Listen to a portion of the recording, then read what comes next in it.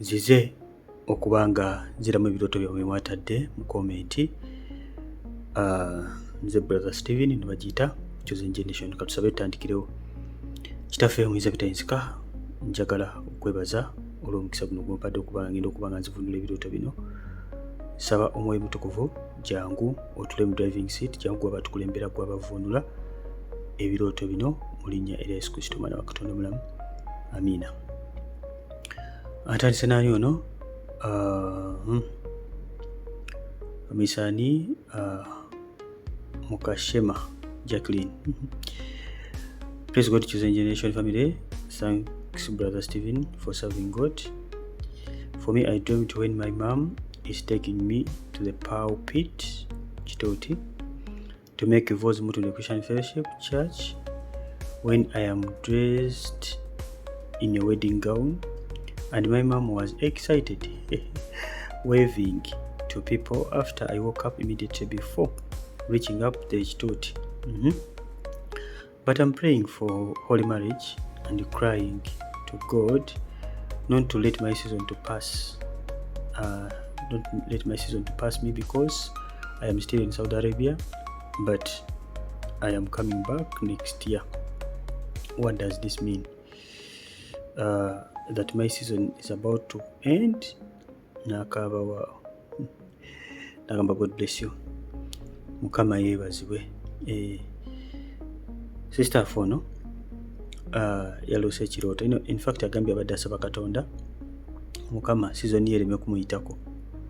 Nalote ekirooto mukiwulidde bulungi nnyo. Kibadde mbikozi kankidde mu Luganda. Yalose ekirooto ng'alaba ali agenda ku kituuti. Ali mu church, agenda mu kituuti yambadde gawuni emutundwe. Nga maama we ali naye, maama we nga musanyufu nnyo agenda awuubira ku buli muntu yenna. Maama we yasinze okusanyuka mu kintu kino. N'azuukuka nga tannatuuka ku kituuti. Singa wazuukusa otuuse bannange n'okuma mu kkubo. Anyway, kyendowooza kino Mukama Katonda adda kulaga nti okusaba kwo kuddiddwamu. Mukama Katonda agenda kuba nga akikola. Ekyo kye wasabye Mukama agenda kuba nga akikola. Ekyoto kino kirowooza kyazenga bunnabbi gy'oli. So ayongera okuba nga osaba, tova maaso ga Katonda n'okumwebaza. Mukama Katonda olede alaga nti agenda kukikola. Ekitiibwa kya Katonda kigenda kulabisibwa, essanyu ligenda kujja mu nnyumba. Tekitegeeza nti esizoni egenda kuyitako. No. Sizoni tegenda kuyitako. Saba osabe Katonda amubuuze ddi olina okuba nga oddayo Uganda. Aba mubeera ku kyeyo n'osaba Mukama njagala omwami, bw'oyongeza contract bw'oyongerayo endala. So saba Katonda akulaga ebiro bye bituufu ebyokuba nga odda Uganda. Nenga Mukama Katonda agenda kukikola, teweeraliikirira, totya. So tegenda kuyitako kujja nga kuba n'agireka n'ekuyitako. Nakago Aneti, Nakago oba Nakago. Praise God, brother Steven. Thanks for ministering me. I dreamed when I was on the introduction party, sitting in the tent, and I managed to see the mugole omukyala ng'ali waggulu ku kituuti, naye omwami nga akyatudde mu kidaala. Then nze ne mmala nenva we nali ntudde ne ŋŋenda ne nnaaba mu maaso ne mu kamwa. Kitegeeza ki brother Steven? Okay, nalota ngalaba omugole ku kitooti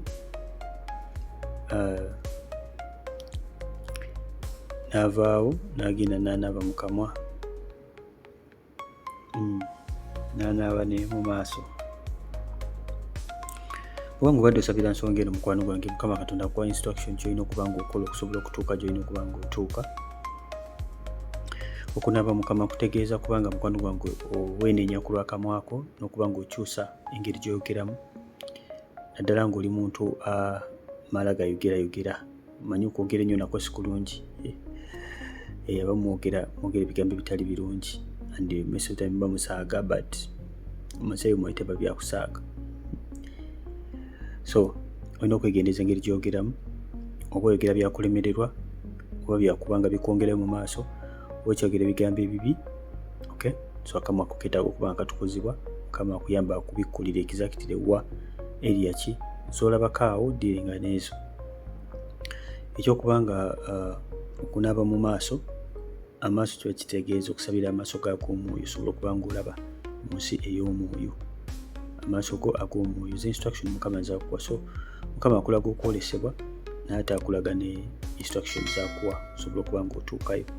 So ekolako ekyo Omutukuvu kyakugamba, tulabe ekirala kyanaddako okuba nga atubikkulira.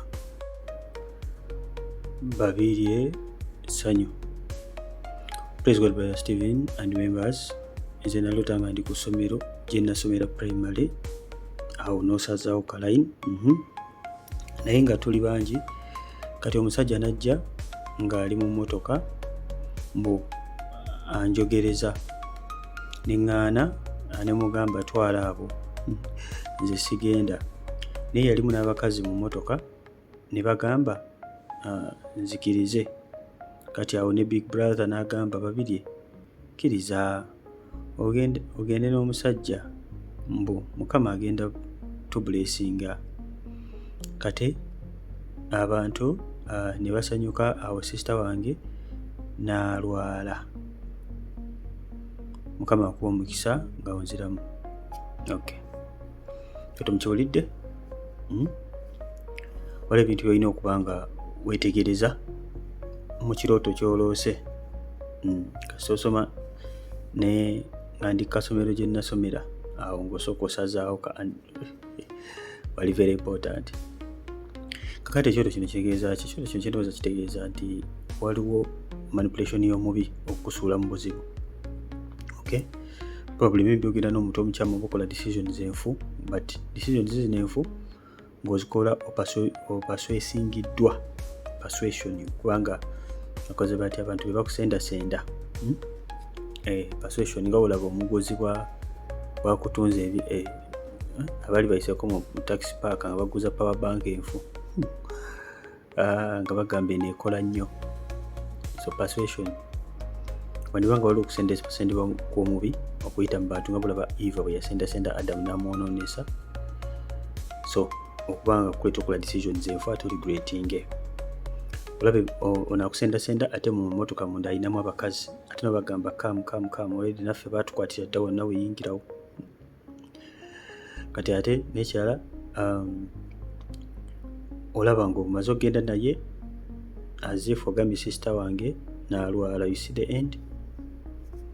So kino ekyoto kyakiraga kituufu kinti waliwo obusibe, naye Mukama Katonda agenda kusumulula, but tokkiriza manipulation y'omulabe sitaani. Manyi sometimes omulabe sitaani kyasinga okujja nakyo kyekyo gwe kyosabira oba kyeweetaaga. Mukama waffe Yesu bwe yalinga enjala emuluma nga amaze okusaana okusiba ennaku 4, sitaani kyasooka okujja nakyo yaleeta mugaati. Sooka olye ku mugaati wano tulabe ekigenda mu maaso. Mugamba fuusa amayinja gano emigaati, kubanga lwaki? Yesu njala yali emuluma, yali emuluma tulayi ennaku 4 ng'ozimaliriza sawa yakulya, ate nga ne kapasite y'okufuusa emigaati yali agirina. Kakati awo katulabe Yesu ogenda kusavinga interest z'ogwe nga ggwe oba ogenda kusitiikinga ku kigambo kya Katonda. Ne Yesu n'awangula. So kwano gwange beera very careful, stay warned. Miria Namukwaya agambye praise God Brother Stephen, nze ndoota omusajja mulaba naye nga simumanyi. Olota nga omusajja omulaba naye nga tomumanyi, andowooza ng'oli ku mbaga. Oli ku mbaga omusajja ng'omulaba naye nga tomumanyi, kitwale bwe ntyo. Now ebirooto bino bye ndi mu kuddamu by'ebirooto ebyogera ku mikolo ku mbaga, following video gye nakoze ekwatagana ku kirooto ekyokuloota embaga. Njagala twongere okuba nga tunyonyoka ekirooto nga nziramu ebirooto byammwe emuloota ku eri eyo, twongere okuba nga tunyonyoka. Emu yaffe wano si yakudda mu birooto byammwe ab'emikwano, emu yaffe si yakudda mu birooto byammwe, emu yaffe yakuba nga tubayigiriza engeri gye tusobola okuba nga muvunula ebirooto. Tufuna message nnyingi nnyo ezikwatagana ku birooto ne tusobola nakuzikumaliriza kuba buli video gye tukola buli lunaku bongerako ebirooto ebipya. So emu yaffe wano yakuba nga tubayigiriza, so tonyiiga kubanga ebirooto byo tebiddibwamu, bangi muyomba ebyange nga tebabiddamu. Emu yaffe si yakudda mu birooto byammwe ab'emikwano bambi. singa kale tusobola kyandibadde kiyambako naye ne wetugezaako tetusobola. So bear with us, beera wano oyige. Video tukoze nnyingi, bangi bayize, nawe ojja kuyiga kubanga otegeera byolota kisingira ddala obukulu. Sister afe okulota nga omusajja omulaba naye nga tomumanyi, kyoto kino kisobola okusinziira ayinza okubeera mukama waffe Yesu. Maybe mukama ayinza okuba nga ayogera ku bulokozi, ayinza okuba nga ayogera ku bulokozi oba nga ayogera ku mbaga dayiki. So kisinziira ekyoto kyonna bwe kiba kifaananye. Nabagambye ekyoto kino eky'embaga, waliwo embaga ey'obufumbo bwa mukama waffe ne Yesu, naso kirota in form of a wedding.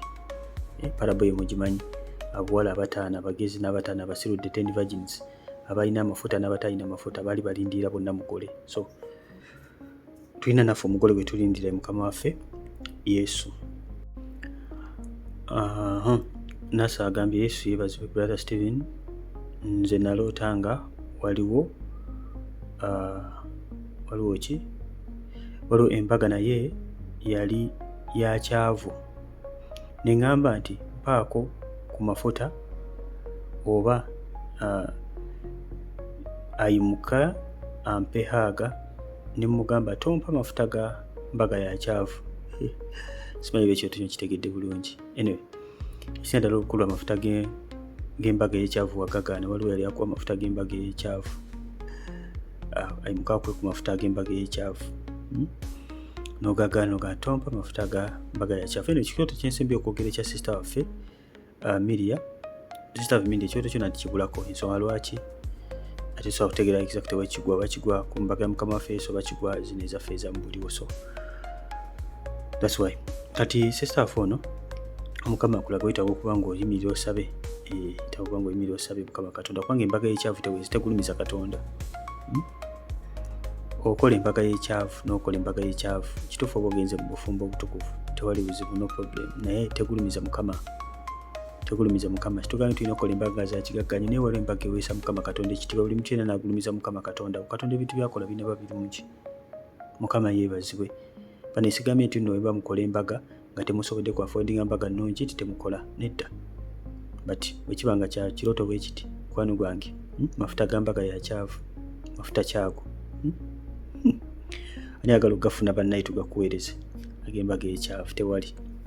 Okay, bwe banga situation gye mwesanzeemu, well and good, Mukama Katonda ekiriwo kyabawadde kye mugenda nakyo.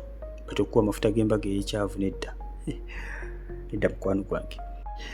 So kuba omwoyo gw'obwavu, omwoyo gw'obwavu nebbula, kubanga kukola embaga y'ekyavu beera obwavu, wabeerawo ebbula, wabeerawo obutaba na feva. Kuba omuntu alina feva naye waba talina ssente, embaga esobola Katonda ekitiibwa. Mukama asobola okubanga akwata ku buli omuntu yenna n'aleeta resources, okolo ne gutambula, okolo okukolebwa bantu. So bw'emyoyo egyo gyonna togiweeza nga bw'oyingira mu magenda go ag'embaga y'ekigagga. Praise God, Brother Steven. Nze Kabutanya Lilian Saudi. Naloota nga ndi mu kyaki ku mbaga, abagole nga bamaze okubagatta nga bakkirira masala, nazaada ategeeza madaala. Ffe nga tuyimba bwe tubakubira mu ngalo nga bafuluma, naye nga baliko ne bafande, ndoza abakuumi, agambye bafande, abakuumi. Kati nze nefuluma waali emmotoka z'abagole, nentandika okubaala emmotoka ezo nga ziri 6. After I said in mine will also be like this. Oba okitegeeza ki? God bless you, answer me. Okay, kyoto mukiwulidde. Staff yali ku mbaga n'akuba engalo, n'abasigamu engalo. Bamala obasigamu engalo ne bakkirira amadaala, n'adduka n'abali mu mmotoka ez'abagole bali 6, n'agamba ne ku mbaga yange zina kuba 6. Kino kitegeeza ki? Kino kitegeeza mukwano gwange beera nga weerangirirako kyoyagala, beera nga weerangirirako kyoyagala mafuta gano ago mbaga. Kubanga osabira embaga omala langirira, ogambe nangirira embaga wait ne wait, nangirira kino ne kino. Waliwo amaanyi agali mu kubanga olangirira. Bible egamba you shall declare a word and the word shall be established. You shall declare a word and the word shall be established. So waliwo amaanyi agali mu kulangirira. Nga tulangirira mulaba ng'ebyokusaaga ne mukwano gwange ebyo ebintu ebibula mu nsi eyo mwe tuba tubiteekawo mu buliwo. So teweenyoomanga togamba ate biri wano, biba biteekebwawo mu nsi ey'omwoyo. Yesu yeebazibwe Brother Steven. Amisani ono nakanjako Silivia. Okay. Agambye Yesu yeebazibwe Brother Steven, nze ndoota noonya gawuni mu dduuka nze mwennyini naye nga sifuna entuuka. Sitafa anoonya gawuni naye tafuna ekola ki emutuuka. Mukwano gwange kino kyo kiragirawo bbula laaka mweno area. Kyakulagirawo okulakinga, naye okulakinga kuva eri setaani. Kuva eri ki setaani. Gawuni ekubula etya mu dduuka ekutuuka maduuka gonna. Oli saizi kirinwe saba Mukama Katonda abe ng'ajjawo okweta okuba nga olakinga, okweta okuba nga oleeta ebbula mu area eno. Nekikulagira omukwano gwange nti waliwo obusibe takuba nga osumululwa, takuba nga Mukama Katonda akusumulula mu area eno. Songera okuba nga osaba ng'osabira ki Mukama yonna gy'ali, gawuni yonna gy'eri Mukama Katonda agiggyeyo akikuleetere. Kyentegeeza omubeezi we yonna gy'ali, yonna omulabe sitaani gy'amukwese, yonna gy'abikwatidde, yonna gy'abifunyafunyizza, Mukama Katonda abizuukize, Mukama Katonda abiggyeyo, Mukama Katonda abireete abisembeze. Mukama yeebazibwe. Tosaanye kubanga obulwa. Ffe nga bana ba Katonda, Mukama Katonda ye mugabirizi waffe. Mukama agenda kukikola, agenda kikutu, agenda kukuwanguza. We say Babazi Teddy agambye I have looked for the song praying but I can't find it. Kano kaleese olw'ensonga akayimba kaffe ke muwulira nga vidiyo ewedde mukanoonya temukalaba banne, mukajja wano ku Chosen Generation njafuna time nkabateereko oba oli awo omuna akasaba ennyo nga nkabateerako. Eno akayimba kaffe ffekka, sikali walala wonna, kaffe ffekka nga Chosen Generation. That's why tuswakasanga abantu walala wonna, situlina twakajja ku muntu kaffe nga ffe Chosen. So that's why tuswaka kafuna walala wonna naye ng'osooka kafuna wano. Anyway, kuba nkulimpya subscribing eno bakita Chosen Generation okonekade. Bwona kikola ekyo ojja kuba nga tomisinga video zeteekayo almost buli lunaku. Ennaku zino tunyiikidde okubanga tusambyasambyako ku birooto bino. Njagala maliriza ebirooto byonna mbimaleyo, mube nga temukyalina kye mubuuza nga musigala kukebera bukebezi. Kino kitegeeza ki? Omuntu kuva kubikkulira ekyoto kyo kyolose ekyo kitegeeza. So tukoze video eziwererako ddala wano ku Chosen ezikwatagana ku birooto, probably esooka mu 192. Morini. Praise God, brother. Me, I dreamt on a wedding for someone. Then my friend said we sit somewhere, but I told her sit behind. On getting up, I picked Nkumi Bidi 2K notes. Bubiri of them. Was praying to God to remove my destiny from bondage. Yes. Onebadde atudde ku mbaga n'omuntu someone, then mukwano gwe n'amugamba nti tutuuleko somewhere. Badde bakyatudde mu kuyimuka n'alonda enkuba 22,000. Naye agambye abadde asaba Katonda aggyeyo amagenda ge, destiny. Nawe oba ng'obadde ku Chosen One kumala ebbanga ddene ojja kukitegeera nti akasente kano ak'20,000 nabagamba kakiikirira generation, your entire generation. Okay? Akasente ak'20,000 mu kirooto kakiikirira most of the time your entire generation. Mulembe gumulamba. You all aware that tuli mu kyasa ekya 10,000. So ate ono kyennyini kyabadde asabira Mukama Katonda aggyeyo amagenda ge, mulembe ge gwonna.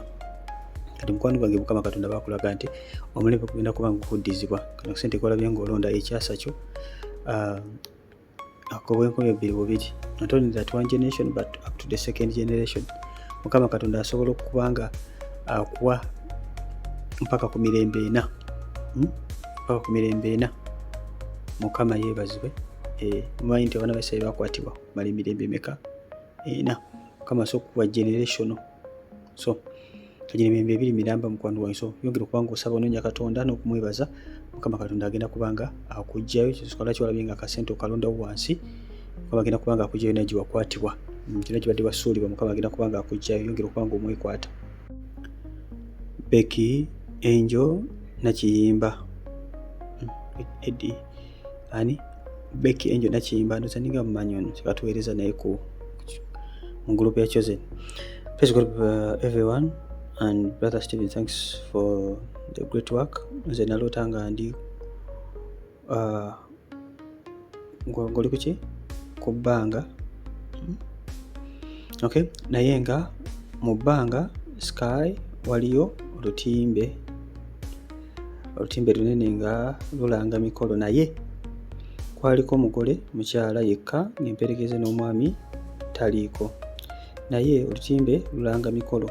Bannange sibitegeera era neebuuza kati nsabe ntya. N'ekirala nasindise message bangatte mu group bangatte mu group temunziramu nakasindika emirundi 2. Okay, sorry. Buli muntu yasindika message okugatta mu group nga sinaba kukuddamu today.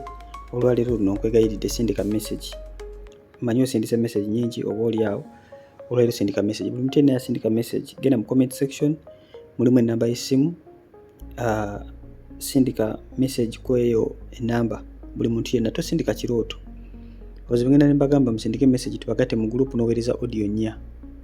Buli muntu yenna aweereza audio 6, audio 4, waliwo aweza eddakiika 15, nayongerako eddakiika 12, nayongerako eddakiika 18, omuntu omu eddakiika 4. Mwateekaniyo okumugatta mu group kakati awo n'osoberwa. Tufuna message nyingi ab'emikwano kwe namba, naye nja kubasaba bwe yakugatta mu group teekako nja kugatta mu group kyokka kigambo kimu kyokka nja kugatta mu group. Oyina ekyoto ky'obuuza, can be brief, tolandaga nnyo. Mukama yeebazibwe. Then njaba nkuweereza link ojja kubanga ojoininga group. Ensonga ki tubateerako wano link za church? Mubeeramu abantu abakyamu abajja mu kanisa ne bateekamu ebintu ebitali birungi. So for that's why tetuba link wano ku comment za kanisa. Link yeteruga bibeera ya fundraising ya Chosen Land. So mweze message bane, mweze message olunaku olwaleero, zonna zimunaweereza olunaku olwaleero nga mwagala kwegatta ku group zonna ngenda zidda mu today without fail. Kale kasitoweereza message just wandika buwandiisi nja kungatta mu group. Naye oba otaddeko kigambo kimu kyokka bwe kiti group tujja batugattako staff.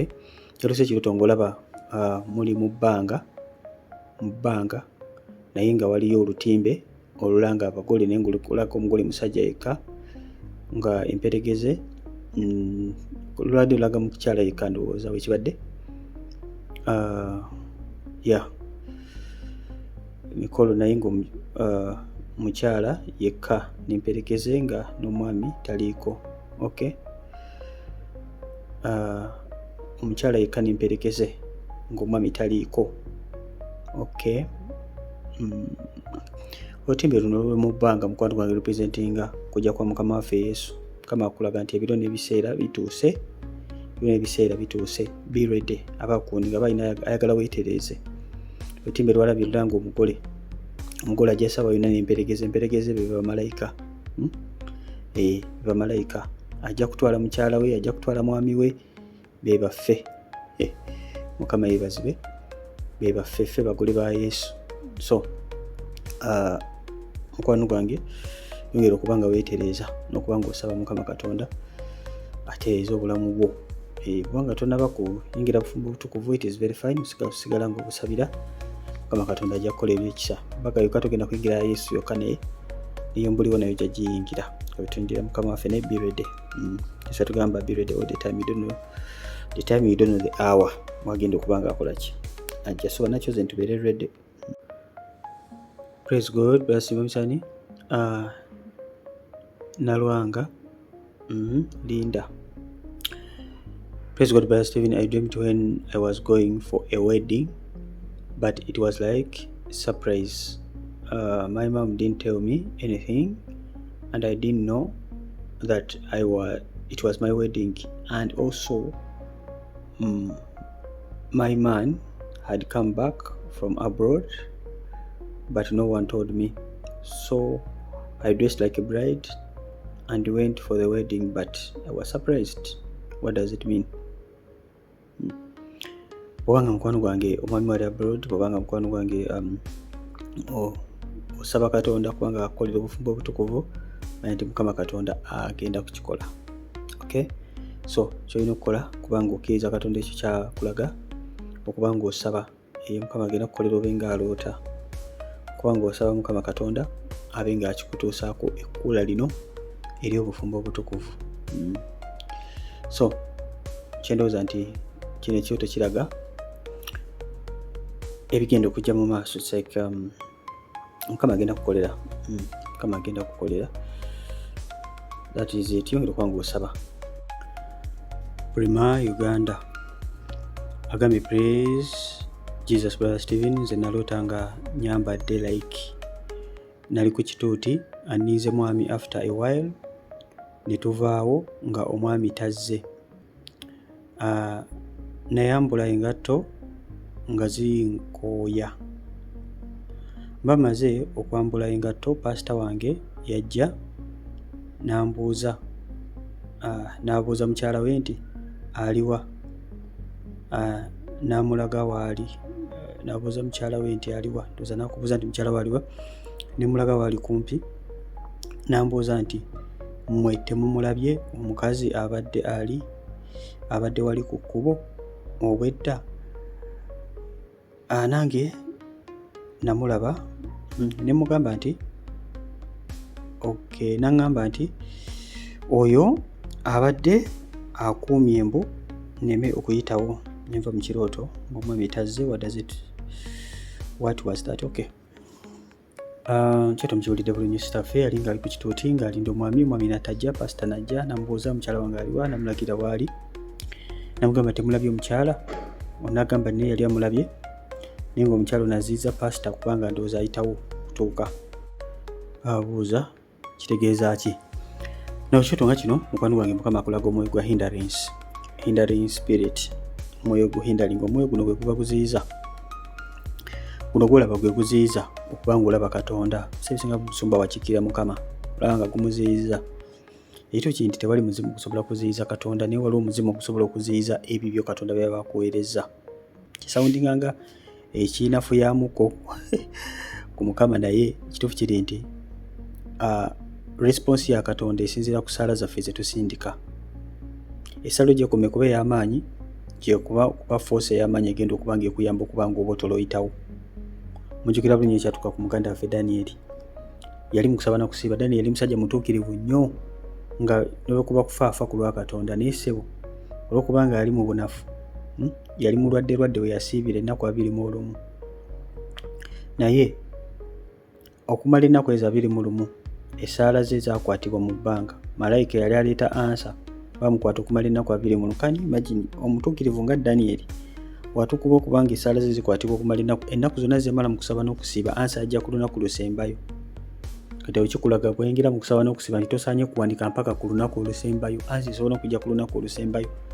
So bamugwamu amaanyi ng'olaba tolina ky'olaba, obadde osuubira maybe mu nnaku anatist mutuukira mu 38 Yesu ayinza okuba nga yazze dda, ayinza okujja ne kulwana,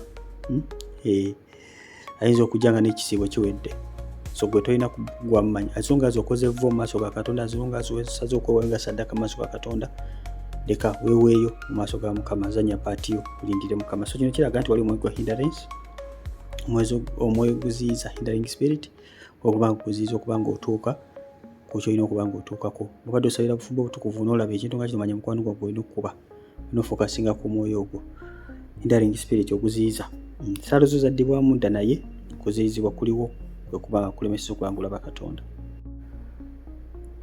Lydia Nakaziba. Few days back naloota nga neeraba ku kipande mu white gown. Nga weeraba ku kipande mu white gown, boy nga ayambadde suuti ya brown. We were very smart naye ku luguudo lwa mu kyalo ne boy saamutegeera. Please help me brother Steven. Okay, bw'obanga oli mu luguudo lweri mu kyalo ewammwe mukwano gwange zibeera setbacks, okulagira obusibe, okulagira obusibe. So kyolina okuba nga okola, olina okuba nga osaba okuba nga oggyibwayo, okuba nga ovaayo mu kyalo gye bakwatibwa.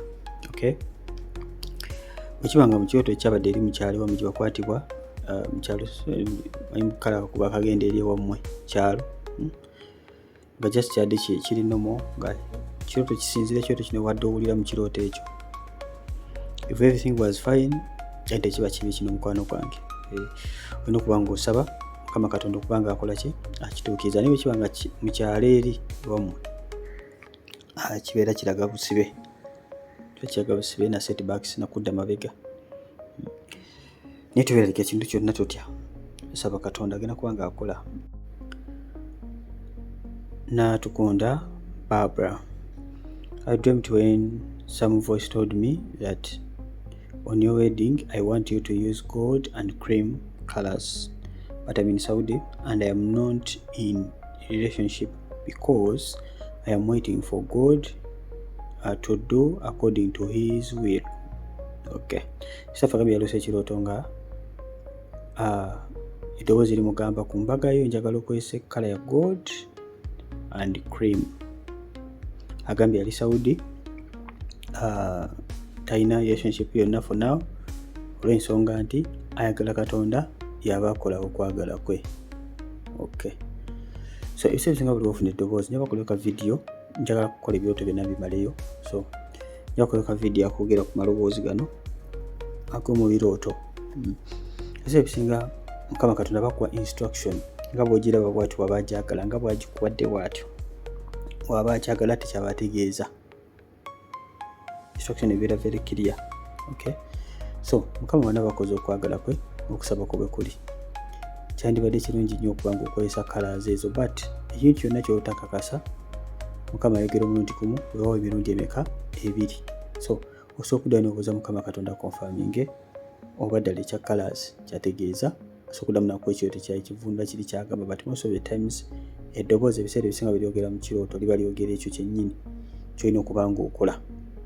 Ebiseera ebisinga terijja like a mystery or what, tera kujja very very direct and libeera audible nga newe wayise emyaka emeka osooka okujjukira eddoboozi kye lyakoze ki, kye lyayogedde. Okay, ogambye ekirala, I always dream about a man but in reality I don't know him. It's like 4 times dreaming about him. Even one night I dreamed when we were in a hotel's gardens nga batukuba ebifaananyi putting on green long dress, even my maids, and him putting on green suit with his groom. Man, it was like a changing dress. Okay, naye embaga yo saagiraba, olaba bifaananyi mu garden. God bless you. Okay, n'ebiseera bisinga kyotinyi ekyokulota embaga ekintu kyonna kasita kiddiŋŋana manya nti Mukama Katonda alina kyayogera. Mukama Katonda alina kyayongera okuba nga emphasizinga ko nga nebagambye ekyo kino ebiseera ebisinga ekyembaga kisobola okukiikirira Mukama waffe Yesu, kisobola okukiikirira nga Mukama Katonda alina kyakulaga. So from the first dream eri gye tulabe Mukama Katonda akuwa instruction kyolina okuba nga okola ku mukolo gwo. Kyendooza ne kino Mukama Katonda akulaga nti emukolo gwo agenda kubanga akikola. Maybe obadde osabira ekintu kyekimu over and over again. Mukama Katonda agenda kubanga addamu essaala zo. Regarding kya kala ya green, osobola okuddayo n'olaba video gye nakola ekwatagana ku colors. Kala ya green nagyogerako. Kulota colors kitegeeza ki? Brother Steven gy'oba nga olaba colors ez'enjawulo ne kye zitegeeza. So basically kala ya green etegeeza kuba nga oteebeddwa, etegeeza kuba nga magenda malungi, progress ennungi, etegeeza fruitfulness. Yes, so etegeeza mikisa myereere. Kyendooza nti Mukama Katonda ajja kikola ng'okusaba kwe kuli, yongera okuba nga omusaba, and sometimes abantu kasita olota omuntu nga y'omu eva mu kirooto nga tomumanyi, ebiseera ebisinga bw'ataba mukama waffe Yesu nga just a revelation, mukama Katonda beeragira direct, omuntu obujja mulaba nga ye yennyini nga bw'omuloota, okay, nga bw'omuloota mu birooto, katomulabanga nako nga ye yennyini. Ekyo nkirabyeko emirundi mingi. Waliwo abantu mukama Katonda balaga abantu n'abalaga nga ye yennyini, okay. But for this case, I'm not saying he's the one, but I'm saying it could be. So tulina okuba nga okola gweyongera buyongezi okuba nga osaba nga mukama akulaga nti ebitala bikutadde, yongera okuba nga omwebaza, yongera okuba nga osaba for it to happen. Mukama Katonda ajja kukola okwagala kwe, but again you have to be very careful. Abantu abajja mu bulamu bwo kubanga omulabe Sitaani naye asuggestinga kasita awulira nti Katonda alina kyagenda okukola yeesoosa. Sitaani yeyeesoosaawo. Owa Katonda ayinza kugiranga ku namba 3 naye nga Sitaani asoosaawo ababe, ate aba Sitaani abasengeka bulungi nga bali boyagalira ddala, abafiitinga buli kimu ky'obulya gwe kyoyagala gwe nga gwe. Fiona, praise God. Nalose nga ndi ready for marriage, was ready for marriage, and I was already in wedding dress otyo, but I was going to meet him, to meet my husband. Okay, but I was very hard to meet him. It rained and the road was slippery, but I had my sister holding my dress and did not get dirty, but she stopped on the way and was tired. Then there was another man who helped me to reach the main road, and it was Entebbe Road, but it was only for President Museveni who uses the road. Okay, Museveni is the one who is using that road. But after there, they took me for makeup, but there was a woman who said I don't need to have to use makeup because for me I'm already beautiful without makeup. Please, can I know what it means? But I didn't see the man because I woke up when I have not reached the church. Okay. Kyoto kiri mu biwanvu sister yalose ekirooto ng'ali mu already wedding gown ng'agenda ku meeting mwami we. First of all yabadde ne sister we nga yamukwatidde ekiteeteeyi naye nga oluguudo luzibuzibu, oluguudo luseerera. Balina we baatuuse, sister we n'akoowa, waliwo omusajja yazze bambi n'amuyamba okutuuka ku luguudo lwa Entebbe Road, ate Museveni akkirizibwa okuyitako, ne bamutwala omukola makeup, batuuse eri owa makeup n'agamba gwe tosaana kugendako makeup, you are already beautiful. Okay. Now ekyoto kino kitegeeza ki? Kino ekyoto kikulaga difficulties ogenda okusanga okuba ng'oyingira mu mafuta gano. Ngera bwabirabye oluguudo lw'esiripale mulimu akaseerezi, mitawaana myereere, wabye struggling a lot. Naye ani ayanguye ebintu, ani agonza ebintu, ani yeetikka emigugu gyaffe? Mukama waffe Yesu. Bayibuli egamba cast all your burdens to the Lord because he cares for you. Kitegeeza nti waliwo emigugu egiri mu bulamu bw'ensi eno, waliwo challenge eziri mu bulamu bw'ensi eno, naye ng'agenda okuzeetika ye Mukama waffe Yesu. All our anxieties, all of them, see some, all of them. Kitegeeza buli kantu konna, details zonna tunezikwasa Yesu. So kyoto kino mukwano gwange kikulaga difficulties tugenda okuba ng'osanga mu nsonga eno, ne challenges, naye mu byonna Mukama agenda kusindikira aba divine helpers. Musajja gwalabye yazze okuyambako nga ne sister wakooye, nga mukooye n'akutuusa ku luguudo n'ogenda kubanga bakolako makeup, ne bagamba gwetuusaanako makeup omalira osimanyi bakukozesa makeup, but ko eno instruction yesembyeyo wetaaga noddamu n'obuuza Mukama mu nsonga eno. Waliwo abantu abo Mukama baagaana ebintu ebimu, kankaddemu waliwo abantu abo Mukama baagaana ebintu ebimu. Yes, waliwo Mukama baagaana empale n'amugamba gwetoddamu kwambala mpale. Abamu bawalaza empaka, abamu balinda Mukama bagambe, abamu olede bazireka no balaba tutuufu tebisaana ng'oli mulokole, balaba nga mutuufu mutuufu nga tebijja, n'agamba waayi kitoka nkyerekereze ku lwa Yesu. Abamu bakyawalaza empaka. So banesigambe buli omu nti Mukama Katonda agambye leka makeup, leka kino nedda. But our sister consider asking God about this okay, ku nsonga eno. But for the first part eraga challenges ogenda okuba ng'osanga naye byonna Mukama agenda beera wamu naawe. Ready to make up, mbuuza Mukama agenda kubanga ayogera naye specifically ku nsonga eyo, obanga weetaaga okubanga weesiiga ku masavu ago obanga omalirawo. Some people believe they are not beautiful nga tebataddeeko bukowekowe n'amasavu ago n'ebirala. So other people they don't care, basiga besiza bizigo and they are fine. So buuza Mukama ku nsonga eyo. Base mirror question. Praise God, Brother Stephen. I dreamed when I was at my kuchala, but Debako had come, but I didn't see my husband in a dream. I thought he was inside the house. They had brought only 1 carton of water, 2 cartons of soda, but there came the Balalo with many cows like the whole village. Then I realized that they had brought cows instead of the other things. They were singing the song Webali Kurwana Ntalo, Webali Kurwana Nituwangula. What does it mean? Kyoto mukiwedde bulungi staff yaluse kirooto nga bali kukyala kwe nga mwami teyamulabye, naye nalowooza nti bali mu nnyumba already. Naye abako bano kye baleeseyo ekkatoni y'amazzi emu ne katoni za soda 2. Kyabadde akyali awo n'alaba ente nga nnyingi kyalo kiramba, naye ng'abazireeta bajja bayimba Webali Kulwana Ntalo, Webali Kulwana Nituwangula. So kino ekyoto kiraga ki mukwano gwange? Kyendowooza nti Mukama Katonda agenda kubanga akuwanguza, naye lugenda kubeera lutalo. Olimba nga bwe waliwulidde, ogenda kulwana, ogenda kuwangula, ogenda kubanga okituukako kino, naye lwana olutalo, ogenda kukola ki? Kubanga owangula. Kyendowooza nti Mukama Katonda akuwa just instruction, kumira olwane, obuwanguzi buli ku side yo. Tebagenda kuleetera nte kyalo kiramba, naye ekitiibwa kya Katonda kigenda kulabisibwa mu eri eno. Ekitiibwa kya Katonda kigenda kulabisibwa, Mukama agenda kukola n'ebyobadde tosuubira, kubanga okusooka walabye nga baleese katoni y'amazzi emu ne katoni za soda 2. Ani agenda kubuko ne katoni y'amazzi emu ne katoni za soda 2 kweri? Kujongo oyagala labikira gataliiko nfuufu.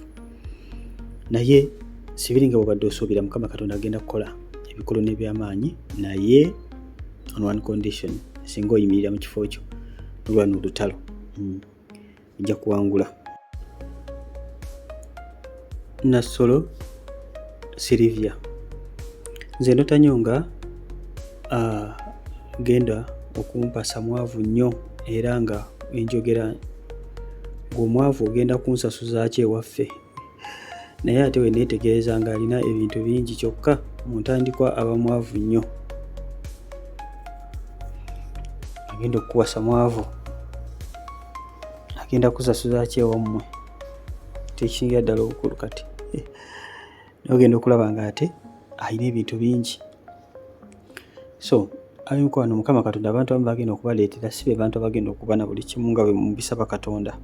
Waliwo comment gye nalabyawo enagireply nze nabadde mpitamu nga noonya gundi ze ngenda okuba nga nziramu, ng'oli asaba Katonda mu omusajja omugagga, musajja ali handisaamu, byonna nga biweddeyo.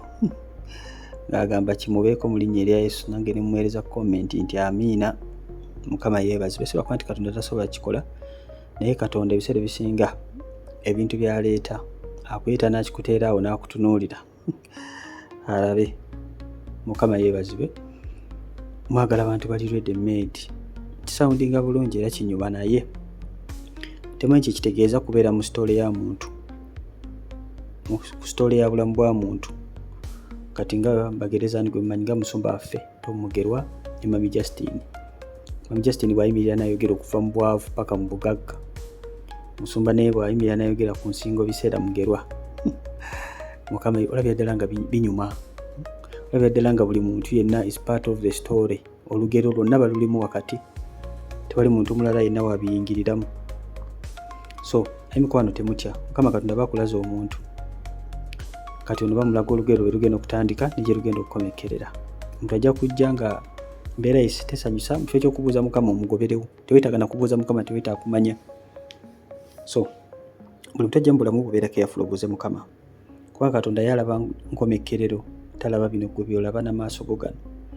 So abamu Mukama Katonda ajja bawa abantu nga bali made, kubanga nabo balina okuwasa at the end of the day.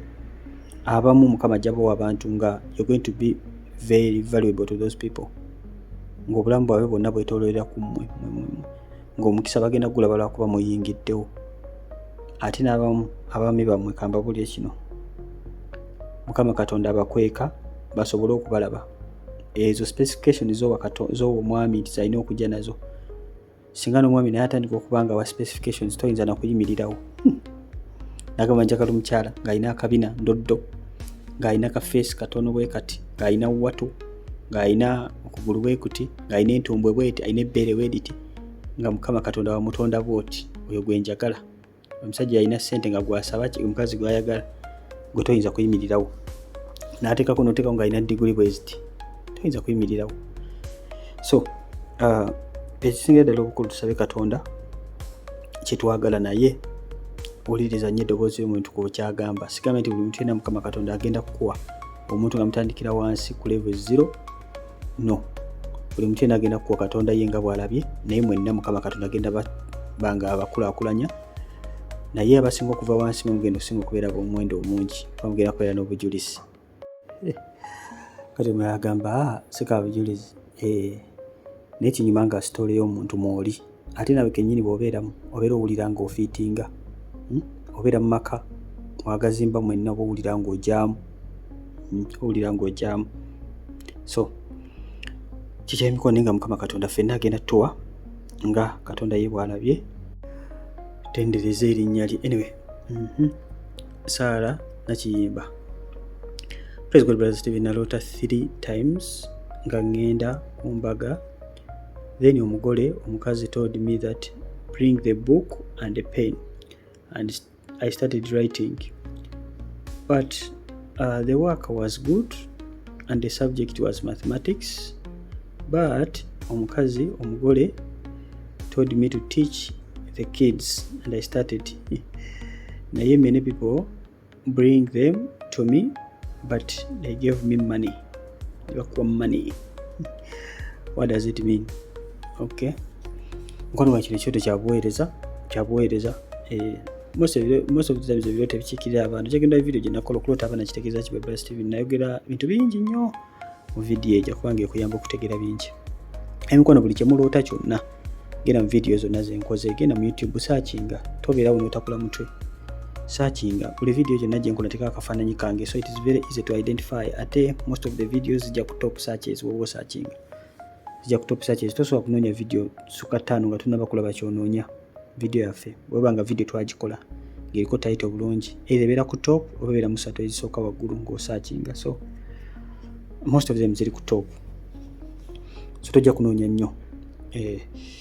Kirungi nnyo okubeera ng'obeera wano ng'ate si bunaku obaako ky'owuliriza wano, kikuyamba ng'omuntu okuba ng'oyogera okuba ng'otegeera ensene y'ebirooto wetambula. Naye nga mu byonna sister ffe muno obuweereza naye ojja kuteebuuze Mukama. Bano abaana bato ebiseera bisinga basobola okukiikira Sunday school, basobola okukiikira abaana ba Katonda. Bayibuli egamba muleke abato bajje gye ndi abalinga abo, si baana bokka naye abalinga abo yalikira obwakabaka. Kitegeeza nti n'abaana ba Katonda nabo baana mu maaso ga Katonda. So butankola mu baana nno nesalire nti babeera baana bato, nedda poliisi babeera baana ba Katonda. Ebirooto biri so complicated, you have to understand. So oddeyo maaso ga Katonda n'omubuuza. Mukama Katonda yappointinga abakozi, yappointinga abaweereza, ajja akusimba ekizakitire, ajja kuwa ebirooto ebirala ebiraga ekizakitire. Olina okubanga osabira maybe probably bano abagole oba oli awo. Naye nga mu byonna mu kusaba kuno naye Mukama Katonda agenda kukukolera, agenda kukolera, ogenda kumulaba, embaga ogenda ziyingira. Abamu muli awo musaba Katonda, naye me tell you this, manyi kati tuli mu birooto naye nze njaba bwa n'amagezi mu birooto bino still. Abamu ebintu byemusaba Katonda abitadde emirimu gy'abatumye okukola. Emirimu gy'abatumye okukola, omuntu gw'onoonya maybe ayinza n'okukulabira awo nga gw'anoonya ayagala muntu ali awo. Kati Mukama walaba omutima gw'oli n'alaba n'ogugwo n'agamba bano benjagala bembaga tabagenda kunkolera omulimu. Kati gw'oli bize oli mu bibyo, Mukama akulagabira nawe oli mu bibyo, kyokka oyongera kusaba Mukama muleete, Mukama muleete. Naye naye bw'asaba Mukama njagala mukyala leeta omukyala, ete omukyala njagala omukyala mukama nga muweereza, njagala omukyala nga ali muno kubanga njagala kukuweereza biki ayi mikwano mugondera omwoyo mutukufu. Alina omugisha Fiona. Yes, was your brother Steven nze nalootanga ndi mu church ya Pastor Kayanja nga nyambadde gown very beautiful, putting on a ring with a man, but I didn't see him. And Pastor gave us an envelope, white in color, full of money, written on billionaires on top, and said we use money in preparation of party. What does it mean? Thank you. Staff ekyoto kyalose mukiwulidde bulungi nnyo. Yalootanga agenze Musumba Kayanja nga alina omwami gwe bagenda omugatta naye n'omwami teyamutegeera. Musumba nabwe baasa nga njeru ng'ewandikiddwako ekigambo bamiliyoniya. Abagamba ssente ze mbawadde mugende muzikozese kubanga mukola pate ndowooza ey'empaka. Mukama yeebazibwe. So ekyoto kino kindowooza ti kya bunnabbi. Mukama Katonda agenda kukufuula prosperous, agenda bawa omukisa, agenda bagatta babiri ate abawa omukisa. Simanyi exactly oba wali osabira, nenzikiriza nti wali okisabira. Mukama Katonda kuwa response efaanana bw'eti. Mukama bwe yatandika obufumbo mu lusuku Edeni, bwe yamala okugatta Adamu ne Eva n'abagamba let them be fruitful and multiply. N'abagamba bagende bakole ki? Bazaale bajjuze ensi n'abasabira omukisa. Kyendowooza nti Mukama Katonda bw'anaamala okugatta ku muntu agenda bablessinga, agenda bagaggawaza, agenda kubakola bulungi.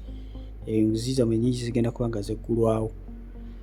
So kyolina okuba nga okola, saba Katonda okuba nga akikola, saba Katonda okuba nga akituukiriza kuba kyetoozi kirooto kino kya bunnabbi. Kya bunnabbi. Mukama Katonda agenda kino kyembadde mbagamba emikwano. Toyinza okuba oli awo ga Mukama mpa ennyumba, oli awo oli mukyala. Mukama mpa ennyumba, mpa kino, mpa bizinesi, mpa kino. Mukama Katonda nga alina kukola ekintu eki kimu ku byonna by'osaba. Nga kye kigenda okuddamu zino zonna esaala endala zonna z'osaba. Mukama abaana bange balikola batya, Mukama ndisinga maaza, Mukama n'akuwa ekintu kimu bwe kiti, nagulawo oluggi lumu bwe tuti n'oyingira ne luddamu esaala ziri zonna. Okay? So olina okubeera very careful kubanga toyitwako. Praise God, Brother Steven. Thanks for serving God. Help me with this dream. I dreamt married to a friend, his husband, yet I no longer talk to her. And it seemed not good kuba she has with him children, and I said Kasta they are not wedded in the dream. Man loved me much than she could for man loved me so much and she cooked for us green chili sauce and gave us. Thanks, I'm confused. So fyalose kirooto nga ali kubanga afumbirwa omwami wa mukwano gwe mu kirooto n'agamba kasita tebabagattangako ne bwe mwetwalira. Omukazi n'abafumbira kamulali green chili sauce, enva za kamulali n'abawa. Tagamba mu confused. I think kino Mukama Katonda alina wakuwoninga nga obudde bukyali. It may not be particular about this person, but Mukama Katonda akuwoninga. Now mupanga obadde oli mu relationship yonna n'otekyoto nga kino, Mukama Katonda bakulaga nti omuntu oyo gw'oli naye aliko omuntu omulala oluusi gwe yazaalamu omwana ng'ayagala kumusuulawo ate oba afunye omulokole mpya. Omanyi ebiseera ebisinga bw'olokoka oluusi oba tuyagala kintu kyonna kikwatagana ku bikadde, n'omwami oba oyagala mupya, mukyalo oyagala mupya, buli kimu kyonna oba oyagala kipya. Naye ebiseera ebisinga Yesu si bw'akola. Yesu taagala broken homes. Aba ayagala fixinga maka, ayagala omukazi bw'olokoka osabe onoonye Mukama, mwami walokoke, amaka gatereere, abaana ne taata bonna wamu. Mukama yeebazibwe. Abaana ne taata bonna watya wamu. Bayibuli egamba era naye tebesomesa nti omukyala bw'olokoka toleka mwami watannaba kulokoka, nti omanyi kyo ebikola binaakola ki? Binaamulokosa. Kiiza omukyusa.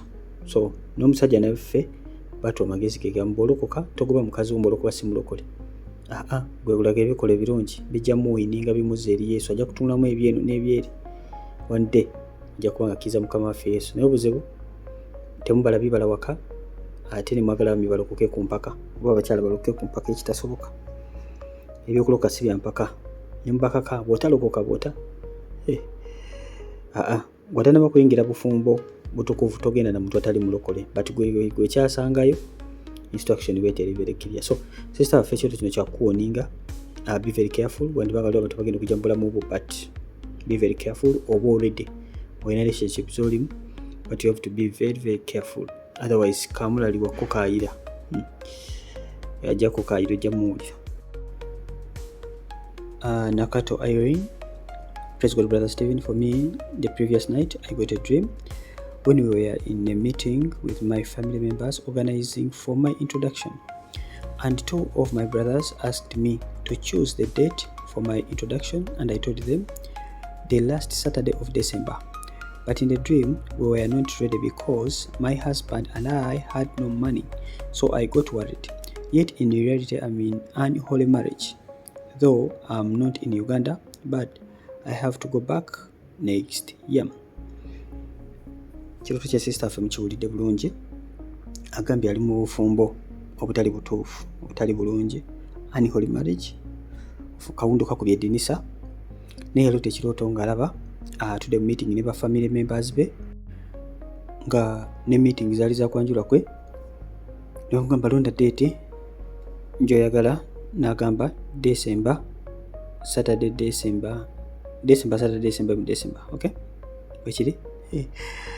Saturday esembayo mu December mu kirooto, naye ng'alaba tebali ready, n'akamula ensonga essente waali tewali, no money, so he got worried. But mu reality agambye ali mu kawundu kakubye eddinisa, ate talina Uganda. Amagezi genyinza okukuwa, manyi Katonda talabanga bwe tulaba. Okay, ekyoto kino kitegeeza tekituufu kiri nti sente temuzirina, naye Mukama Katonda tannaba kulemererwa. Wasetinze date mu December omwaka kindooza mwaka gujja wa December n'atuusa tokyali kukyeyo. Saturday esembayo, kati Saturday esembayo ginoonya date y'ogwo omwaka, giteeke maaso ga Katonda. Esaala zo zonna zifokasinga awo, kuba Katonda talaba ffe nga bwe tulaba. Olaba temuyina, naye Katonda ye alina wasa okujja ssente. So fokasinga awo, otandika okweteekateeka mu budde bwobadde olina okuddayo Uganda oddeyo. Oba olina kuddayo nga bukyali, it is still fine. Oba olina kuddayo within that time, it is still fine. Ojja kuba nga oyongera okwebuuza ku muntu kuva kulaga obudde butuufu olina okuba nga oddayo Uganda, but the earlier the better. Osetinga date zo bulungi, yogera n'omwami wo, osetinga date eyo yennyini eyo yokoteeka maaso ga Katonda, gisabire Mukama akwate ku family members, abakwate ku bantu. Mukama asobola okukusindikira abantu ab'emikwano nakukolera kyobadde tosuubira. Mukama yeebazibwe. Omuntu asobola okuviira ddala e Saudi by the way n'akola omukolo. Oli mu Saudi, oli Luta. Ku Chosen, ku group za Chosen tulina abantu bangi nnyo abavudde mu Saudi ne bafumbirwa. Kuno koliko obujulizi bwe nabaleetera wano, obujulizi bwa Doreen, obujulizi bw'abasingo kwe buli kuno. Sister Fedoni yava Saudi n'afumbirwa pastor. Tuli naye mu group etuweereza za Chosen. Olwo muganda wange Julius recently, muganda wange Mwoyo Julius recently, naye yava gyavudde, n'omuwala n'ava gyavudde ne bakola obufumbo obutukuvu, nawe gye tuli nabeeyo. Olwo muganda waffe omulala Mr. Derek abeera, abagole abaddako, tulina abagole abalala. Waliwo recent bamita Vianney ne Jody, nabo bali recent. Katulina Joy naye agenda kuva ku kyeyo. Joy mumanyi ababeera ku Facebook, ate obeera ku Facebook, omala kula ku Facebook ya Chosen. Kawala kalungi nnyo, kalabika bulungi, kabulira enjiri, nako agenda ava ku kyeyo. Fact yazze Uganda. Omukolo gwe gwa next month mu December, ndoza date 14 and 24 around there. But sure date 14 yawo alina okwanjula then nempaka after like 2 days. So kisobokera ddala ate gye mikolo gye mbagambye kisinga giri recent. Mukama yeebazibwe. So Mukama asobola ddala okukikola, tagenda sooka kikoleyo wokka, okkiriza Katonda agenda kukolera. Musa Remy, praise God brother Stephen. My friend dream her introduction. Even the man came, but she wasn't ready. She was just in her normal clothes and hair. when the man with his team went at Senga's place as just because her family are Muslims. Okay, maybe he was just because the family are Muslims, but for her, she didn't go. Then they came and said, Abasiramu abawali batugobye. Okay, pati sembe kitegede bulungi, but maybe nti badde tegeeza nti bako bagenda kukwasa ne babagoba. Kito kino kitegeeza ki? Mukama Katonda alaga toli ready n'akamu kubanga oyingira bufumbo, si lwakuba nti ebirobe tebinnaba kutuuka naye toli ready, teweeteeseteese. Tweteekateeka tutya? Saala, simbula essaala eri yennyini, no sticking ku saala yo, progressing. Mukama waffe mulungi yeebazibwe. Emikono, progress is better than perfection. Progress, omuntu agenda ng'agattako buli lunaku asinga agugumuka omulundi ogumu n'addamu neyeebikka n'agugumuka ogwokubiri. But omuntu naba nga atambula katono buli lunaku ng'agenda agattako mu nsi ey'omwoyo nga tadda mabega, asingira ddala agugumuka ng'obugugumuse buli kaseera. Mukama yeebazibwe. So kiraga mukwano gwange weetaaga okuba ng'oyimirira, weetaaga okuba ng'osaba, weeteeketeeke conference z'abasinga ozaatendinge, ofune oyige, osabe, Mukama Katonda agenda kukikola. But again is warning you, obanga olina relationship yonna gy'olaba ng'erimu abasiraamu bano, be very careful. Mukama agamba abagobeddwa. So omuntu yenna ng'ajja, Mukama kuwonera nga bikyali. Obanga olina relationship gy'olimu nga mulimu abasiraamu, Mukama Katonda agambirawo abo nedda tofumbirwa. Yes. Wabanga waliwo enaze nga musiraamu totawaana, abalokole mutusobera.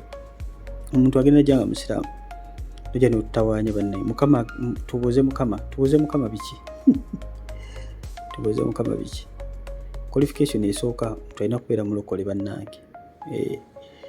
Omuntu alina kubeera mulokole, tolina na kutawaana. Waliwo ebintu ebimu nga tolina kutawaana nabyo. Teweetawaanya, mulokole si mulokole. Baba mulokole ddala mubuuza Mukama, baba si mulokole totawaana. Ojja ofumbira abantu abanagana n'ogenda ku kkanisa. Priority esooka Katonda. Etteeka nabwe buligamba ati osinza Katonda omu yekka era omwagaliranga ddala. Kitegeeza nti etteeka, Yesu atugamba amateeka gali abiri. Sinza Katonda omu yekka era omwagaliranga ddala n'omutima gwo n'obulamu bwonna n'ebintu byonna na buli kimu kyonna byonna. Number 2, love your neighbor as you love yourself too. But number 1 is God. That means buli kintu kyonna ky'osalawo, whether wonna always Katonda gw'olina okusooka okutunuulira number 1, then ebirala byonna. Neighbor yaddako, bano abantu bwe baddako level bali ku number 2. But first decisions olina okusooka n'oplacing obulokozi bwange busigalawa, Katonda wange asigalawa. Bwekimaliriza ekyo then olyoka considering ebintu ebirala. So be very careful. Kubanga obadde olina omuntu gw'obuuza Mukama ngende n'onunula ekintu nga kino, manya mukwano gwange, no. But again at the same time you're also not ready. You have to pray so that you get ready. Mukama kutwale mu magenda go. Kyekyo mukwano gwange, kale muzikirize nkome wano. Tunasinkana omulundi omulala nga twogera ku birooto. Abeko nubere bulungi mweraba. We are the chosen ones, shining like the morning sun, walking in His holy light, guided through the endless night. Faithful hearts and hopeful eyes, heaven's calling, we will rise. Blessed and strong, we won't bend, in His love we'll ascend. We are the chosen generation, the beacon of His creation. With hands raised high, we touch the sky. In His grace we find salvation. Together we face the storm, heart to heart. We are born in the glow of His embrace. Every trial we shall face, in His name we stand as one. Every race beneath the sun, bound by love will never break. In His truth we awake. Oh,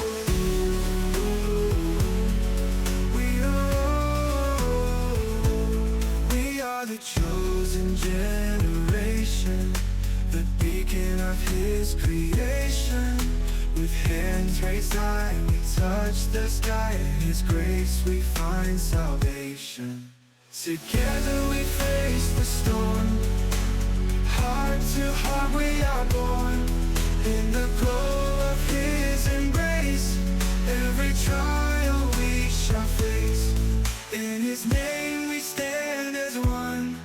Every race beneath the sun, bound by love will never break.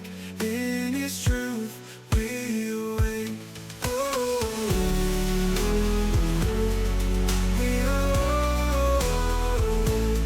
We are the chosen generation, the beacon of His creation.